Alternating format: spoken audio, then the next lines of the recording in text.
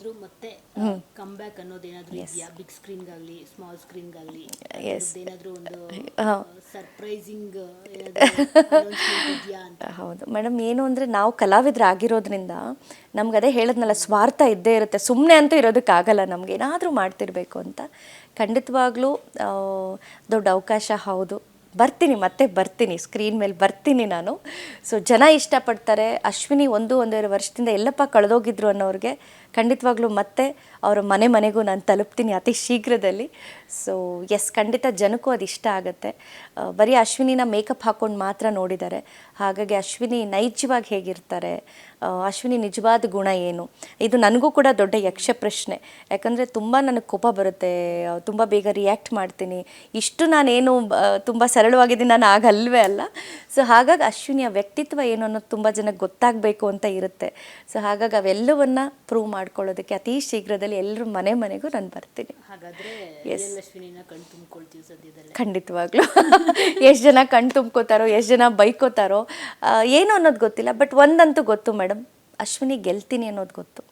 ಅಶ್ವಿನಿ ಒಬ್ಬ ವ್ಯಕ್ತಿಯಾಗಿ ಗೆದ್ದಿದ್ದೀನೋ ಇಲ್ವೋ ನನಗೆ ಗೊತ್ತಿಲ್ಲ, ಬಟ್ ಒಬ್ಬ ವ್ಯಕ್ತಿತ್ವ ಇರುವಂಥ ಅಶ್ವಿನಿಯಾಗಿ ನನ್ನ ವ್ಯಕ್ತಿತ್ವ ಗೆಲ್ಲುತ್ತೆ ಅಂತ ನಾನು ಅಂದ್ಕೊಂಡಿದ್ದೀನಿ. ಸೊ ಇನ್ನು ಇಂಡಸ್ಟ್ರಿ ವಿಚಾರಕ್ಕೆ ಬಂದಾಗ ಇದು ಒಂದಷ್ಟು ಹೆಸರುಗಳನ್ನ ಕೇಳ್ತೀನಿ. ಸೊ ನಿಮ್ಮ ಒಪಿನಿಯನ್ ಅವ್ರ ಬಗ್ಗೆ, ಅವ್ರ ಜೊತೆ ಇರೋ ಒಡನಾಟದ ಬಗ್ಗೆ ಆಗಿರ್ಬೋದು. ಸೊ ಶಿವಣ್ಣ,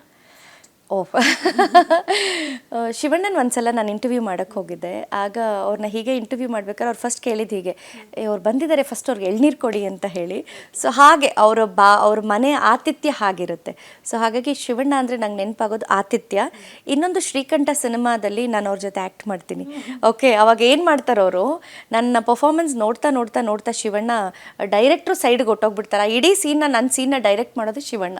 ಕೂತ್ಬಿಡ್ತಾರೆ ಅಲ್ಲೇ ಶಿವಣ್ಣ 2 ಅವರು, ಅವರೇ ನನ್ನ ಸೀನ್ಗಳನ್ನ ಡೈರೆಕ್ಟ್ ಮಾಡೋದು ಶ್ರೀಕಂಠ ಸಿನಿಮಾದಲ್ಲಿ. ಸೊ ಹಾಗಾಗಿ ಶಿವಣ್ಣ ಅಂದರೆ ನನಗೆ ಅದು ಫಸ್ಟ್ ನೆನಪಾಗುತ್ತೆ. ಎಸ್. ಓ ಓಕೆ, ನಾನು ಅವ್ರನ್ನ ಸುದೀಪ್ ಸರ್ ಅಂತ ಕರೆಯಲ್ಲ, ಯಾಕೆಂದರೆ ನನಗೆ ಕಿಚ್ಚ ಸುದೀಪ್ ಅಣ್ಣ ಅಂತಾನೆ. ಯಾಕೆಂದರೆ ನಮ್ಮ ಕುಟುಂಬದ ಜೊತೇಲಿ ಅವ್ರ ಒಡನಾಟ, ಅದು ಹೇಗೆ ಏನು ಅನ್ನೋದು ಬೇಡ, ಬಟ್ ನಮ್ಮ ಕುಟುಂಬದ ಜೊತೇಲಿ ಅವ್ರ ಒಡನಾಟ. ಸೊ ನಾನೊಂದು 20 ವರ್ಷದ ಹಿಂದೆ ಸುದೀಪ್ ಅಣ್ಣನ ಭೇಟಿ ಮಾಡಿದ್ದಿದ್ದು. ಅವ್ರನ್ನ ನಾನು ಅಣ್ಣ ಅಂತಲೇ ಅವತ್ತು ಕರೆದಿದ್ದೆ, ಇವತ್ತಿಗೂ ಸುದೀಪ್ ಅಣ್ಣ ಅಂತಲೇ ಕರಿತೀನಿ. ಸೊ ಆ ನೆನಪು ನನಗೆ ಜಾಸ್ತಿ ಇದೆ. ಓ, ಯಶ್ ಅತ್ತೆ ಮಗಳು. ನನಗೆ ಯಶ್ ಅಂದಾಗ ನೆನಪಾಗೋದು, ಅವ್ರು ಯಾವಾಗಲೂ ಕ್ಯಾರೆಟ್ ತಿನ್ನೋರು. ಹೌದು, ಅವ್ರು ತುಂಬ ಕ್ಯಾರೆಟ್ ತಿಂತಾಯಿದ್ರು, ಕಟ್ ಮಾಡ್ಕೊಂಬಂದು ಇದರಲ್ಲಿ ಇಟ್ಕೊಂಡು ಯಾವಾಗಲೂ ತಿನ್ನೋರು ಕ್ಯಾರೆಟ್.